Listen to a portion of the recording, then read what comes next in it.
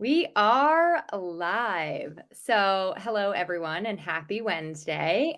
If you are not familiar with me or what we're doing here and you're watching this on the replay, I'm Emily Aborn, the leader, owner, founder, whatever you want to call me, of the She Built This group, which is probably where you are right now, although you may be watching it on YouTube. And so like let's say 2 Wednesdays a month, I have a guest on and we go live and we talk about like all kinds of things that we as women entrepreneurs deal with and struggle with. You can pronounce it live and learn, or you can pronounce it live and learn. It's open to interpretation. So, without further ado, I'm going to say hello to who we have watching. And if you do want to make a comment and have us know who you are, just make sure that when you put your comment in, you use your name so that we can see who you are, because we're in StreamYard and like we can't see you. We know you're there, but we can't see you. It's like being on Zoom half the time. So, without further ado, I'm going to introduce my guest, Lisa, or should I say, I'm going to have her introduce herself and kind of just orient us, tell us who you are and what you do, and really the work that you do with other women entrepreneurs.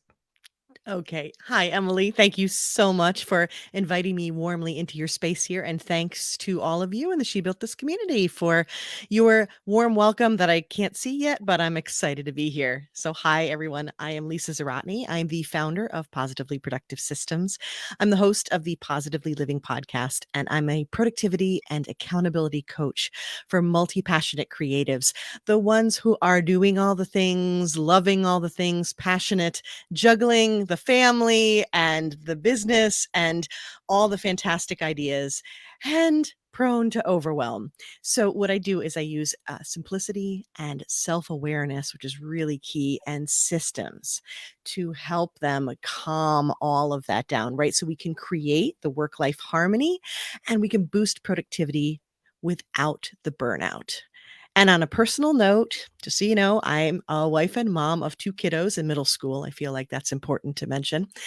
And I love spending time with my family, doing road trips, movie marathons, and I love playing music, which Emily knows because we talked about this a lot, and drinking coffee, iced or hot, year round, and reading, most often trapped underneath a cat. So that's me in a nutshell.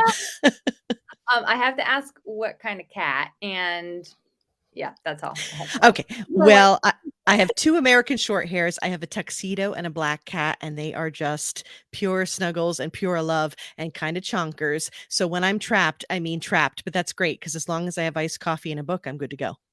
okay, this is a total tangent. Then we're going to get into things. I have always not really enjoyed cats, Mhm. but I want to say I went over to my father-in-law's house for dinner recently. I fell in love with their cats and I was like, we might be getting one of these. So if people have thoughts on cats, put them in the comments because I need to know what kind I'm getting and how to get one that's like sitting on me when I'm reading a book. Like I want a really super snuggly, awesome cat, you know? I have some thoughts on that, and I will definitely share that with you later, but I Okay. think the Okay. answer to all of them is it depends. Yeah, exactly. Okay. So this month in She Built This on the podcast and in the group, I've been focusing a lot on simplicity and intention. So this conversation is just perfect for right now. And I would love to hear what some of the major hangups are that you see other people in that state of overwhelm and when they're kind of like maybe cluttering up their lives with Mhm. this multi-passionate problem or So blessing. right. So in this context, we were talking about this simplicity and, and being intentional. We talked about the term decluttering, which we love to use, and it's a great time to be talking about this because we can, at least for us in the eastern part of the world, with dealing with spring right now. So you got the spring cleaning feel. So when we talk about decluttering, some of the things that I see that are sort of misconstruing the word or feeling kind of a block about it would be one is that saying decluttering means I'm getting rid of stuff. Mhm. And that's actually not true. I want you to reframe that in terms of making space for what matters to you. And when you declutter, aren't always getting rid of the thing, whatever it happens to be, and we'll talk about what that could potentially be. Sometimes you are moving it, sometimes you're delaying it, you're setting it out of your current space to make the space for what you need. So I think that's number one. I also think that there's this feeling of not having that much control. Like when you're receiving gifts and you feel obliged, and I don't know if there's any Big Bang Theory fans here, but Sheldon would say, "You haven't given me a gift, you've given me an obligation." And Yeah. so I love that line because it does speak to us in that when we receive things, we feel like we don't have a say, but we do. So you just got full on permission right now to get to say what's in your space. Mhm. And that's a big one. And that's probably one of the hardest. So when we talk about like physical decluttering, I can see that resistance because, well, I don't want to offend. And it's like, but this is your life you are living and you have a say. And then the third thing I think is that that everything in excess or in large collections is perceived as clutter. And that may be a surprise that you hear me say that, but I'm going to tell you that's actually not. We're going to define clutter a little bit better today so Right. that you understand really what is and what isn't, and then what you can do about it. Great. So let's move into that. Let's define clutter and also how we're not just talking about physical clutter. This isn't just about the stuff on your guest bed that is there and you can't have guests over because it's full of your tax papers that you're way late on now. Uh, Yeah. and your closet, the game closet that comes like pouring stuff out. So where else are we finding clutter and like what really is it? Okay, so I actually love a quote from Peter Walsh who says it's not just the stuff on the floor, but anything that gets in between you and the life you want to be living. Yeah, I And just found that quote recently and I love it. yeah, and it's one of my favorites because it speaks to not just the things, but what they represent in your world. Is it, does it support or does it sabotage? Is it a block or is it a benefit? And I mean, what are we doing here? And so with that, I have actually come up with, I mean, there's many types. You could talk about many different things, but to make it simple, I address four types of clutter: physical, mental, digital, and emotional. So your physical is very obvious. I started as a professional organizer. We all know about the closets and the drawers that are bursting forth, or the boxes you have to walk around. Ask me how I know. I mean, yes, I've been a professional, but I still find this with my family. Clutter is prevalent for so many reasons, and the physical clutter is very obvious. Then you have the mental clutter that's really, I mean, that's not just like mindset kind of stuff, but that's the information overload. Mhm. I love the fact that Google is right there at my fingertips every time I'm curious about something, but I'm also constantly overloading my brain. Mhm. Mhm. So we're getting it all from everywhere, I think right? to mental, some of it also is like those things in the back of your head. Like, say you're planning an event and like all those details at night at 3 o'clock in the morning, you're up like thinking them through, so that's a Yep. piece, or that client that just won't leave you alone. And Mhm. then in the morning, or sorry, throughout the day, it's just constantly on your mind. So that's a form of mental clutter too. Absolutely. And to your point, when you have those, like, those loops going in the back of your brain, you're pulling from your resources to be able to focus and be fully present. And that's why it's clutter for you from a mental standpoint. Then you, of course, you have your digital, and that's okay. Think about all the apps and think about how many of those apps that you have on your device that you don't actually use.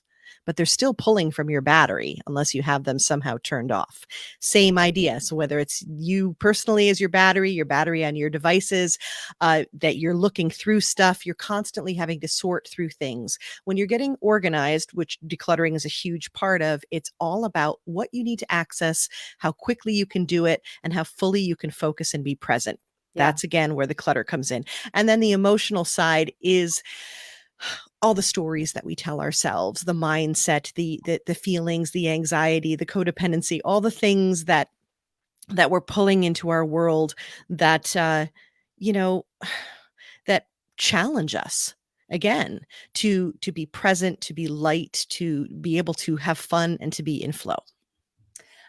For people joining, we're talking about the different types of clutter in our lives. And my next question for you, Lisa, is what do you feel is at the root of that? What I guess us overwhelming ourselves with Yeah. various inputs, various, filling the cup too much. What is that? What's at the base of that?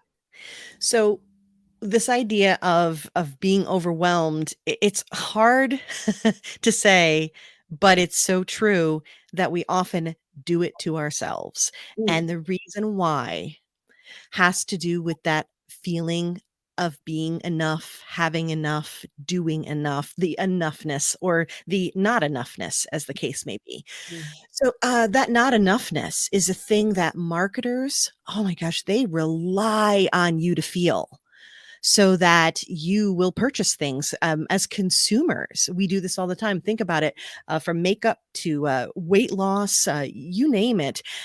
We are we are purchasing products out of a feeling of, well, if I don't do this, then I won't be that. And then or if I do this thing, buy that thing, then I will be enough. There's a lot of that future, that sort of if then statement moving through our minds.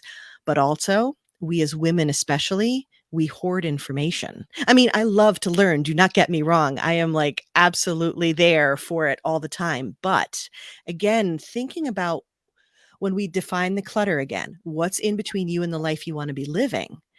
Even information collection can be that when it is based on that feeling of, I'm not enough. I don't have enough yet. And what I mean by that, I had a really great podcast conversation with Carol Cox, and I wanted to bring her up because she's from Speaking Your Brand, and very specifically about encouraging women to have a voice and to speak up. And one of the things she talks about is what's called an expert trap, where we overcompensate with competence. We want to have all our I's dotted and all our T's crossed, and we mhm. want all Yeah. the degrees, right?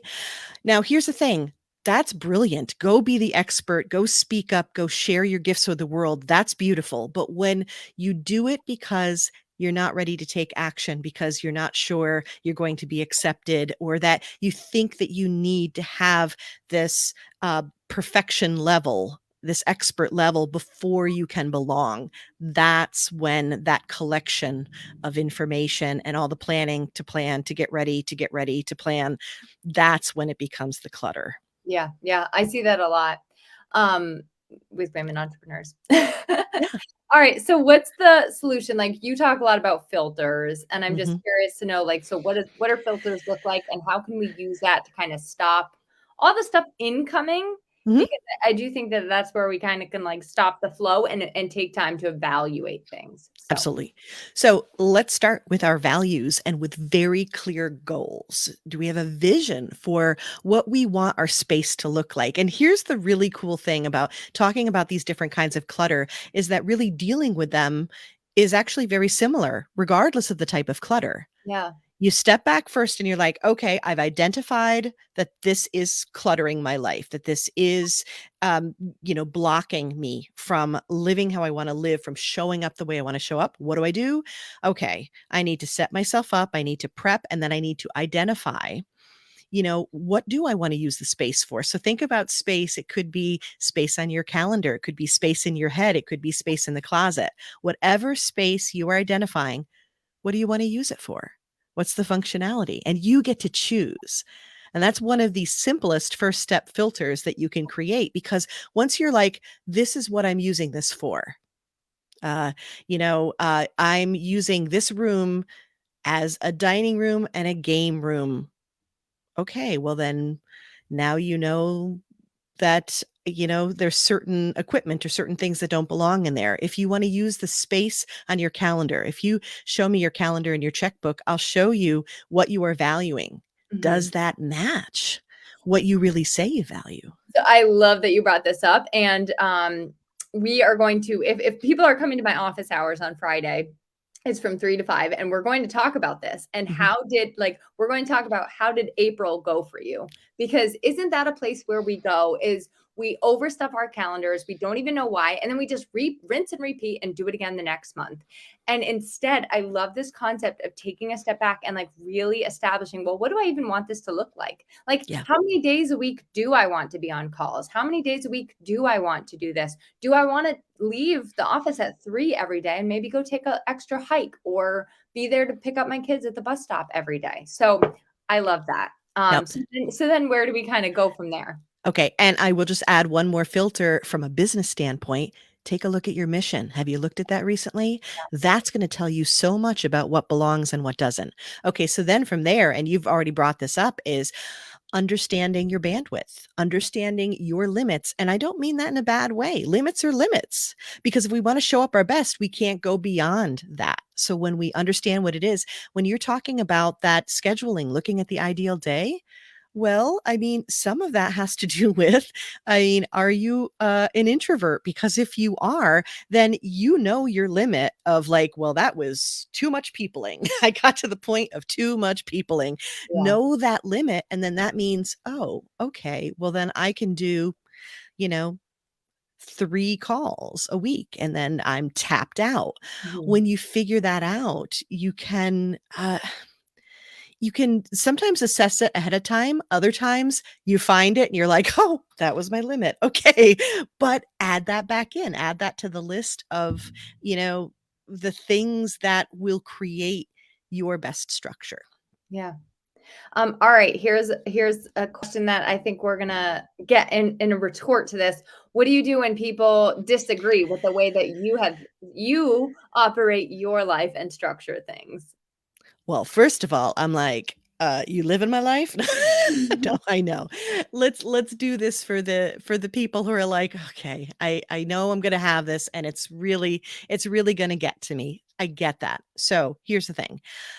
We have community. We're right here. So you've taken a great step. Use your community. Rally around the people who are going to encourage you to Mhm. do what's best for you, because the people who truly support you are going to want that. But then it's important to communicate that, right? To Mhm. explain, listen, I do my best work when I have this break, when I end at this time, when I only have these 3 calls. Sometimes it's as simple as saying, these are the days I'm available. There's no more explanation needed. You do not have to qualify or justify your availability. Right. Now, someone could ask you, well, that's not going to work for me. Could you open up another spot? Then you get to choose. You have to set the rule before you can break it. You can have outliners. It's your business. You get to do whatever you want. But when you have that initial, that's boundaries, right? That's limits of how you can show up best. So rally around. And here's another on the psychological side. Realize that if they're pushing back, that's a reflection on them, not Yeah. you, right? Okay, they're not used to it, especially if you were always showing up, always saying yes, always available, and then suddenly there's a change. Doesn't matter if you want to change or not. Everyone always balks at change. I don't know Mhm. why. It's what we do. We're like, whoa, wait, that was different. I'm not used to that. So understand that's going to happen. Give it a little time. When Mhm. you are very clear on your goals, when you're very clear on your boundaries, you know this is what's best and you know that's how you are going to serve best. That why that will help, kind of like make you stronger and ready for the backlash. But I promise you that when you are just very clear and not, apologizing, but you're like, this is when I'm available, this is what I can do. You keep focusing on that, they get used to it. Yeah. Yeah. They really do. I truly always respect when people set that boundary, So I think if you're dealing with the right, like you said, like if you're dealing with the right person, they're gonna respect that and like almost cheer you on and be like, dang, I need to do that. So, Well, yeah, and I mean, you can respect it, and I had a situation recently where someone had such a strong boundary that it didn't actually work for me, yeah. but I wasn't insulted by it. I was just like, "Well, that doesn't work for me, so then we can't collaborate because that's not going to work." But thank you, because, if you push past something that's really important to you, where you know you're gonna work best because you're trying to be nice, you're trying to, you know, uh, help out, it's going to cause problems in the long run. And so that's kind of the thing you need to hold on to, is saying, I'm doing this so that I Yeah. can show up my best and give you my best. Yeah. Okay. I'm literally going to use that this afternoon. Love it. Not with you, don't worry. All right. Why don't you let us know how we can find and connect with you online? Share about your podcast, please, because I know that's such a great source of information. I would love that. Thank you so much. So you can always go to my website, positivelyproductive.com, to find out all the places to reach me. I love to play on Instagram. I do silly reels. It's part of the stress management aspect of what I do. I think it's so important holistically that we look at our lives as a whole and we have fun and we laugh. We don't take ourselves so seriously, but we protect ourselves seriously. And I do that on Instagram. So that's positively_Lisa. And the Positively Living podcast, I'd love for you to come listen and join me there. Just celebrated 100 episodes. Nice. And it's top 5% worldwide in podcasts. And again, for multi-passionate creatives, it's a mix of things going back to those 3 pillars: simplicity, self-awareness, and systems. So you will find stuff on mindset and grief and trauma and, being in flow and creativity and innovation and humor and things like that. But you will also find real practical stuff on whether or not Trello is right for you, or, decluttering, things like that. So it's a really wonderful mix with incredible guests, including Emily Aborn. We had a great time. We We had a did. really great time. And I Yeah. agree. You have really good, wonderful guests. Thank So, you. all right, last 1 to 2 minutes here. Yeah. What is like one take it home? Don't forget this. If I could implement one thing starting right now, what would it be? Okay. When you're feeling overwhelmed, the key is to subtract, not add, Mm, because it's an instinct to be like, okay, what do I need to do now? Do I need to find this? Do I need a new system? Is it a different notebook? What do I need to do? Subtract, not add. yeah, That's the key takeaway. I love that. And I'm the first one to jump on a new notebook if I'm feeling overwhelmed. So, Same. It's not that I'm immune to this. I just yeah. know from coaching for as long as I have that that's what works. Yeah. Well, thank you, Lisa. This was a lot of fun. And Thank you. let's make sure we put all those links in the comments for people so they can click right in there. Okay, that sounds great. Thanks.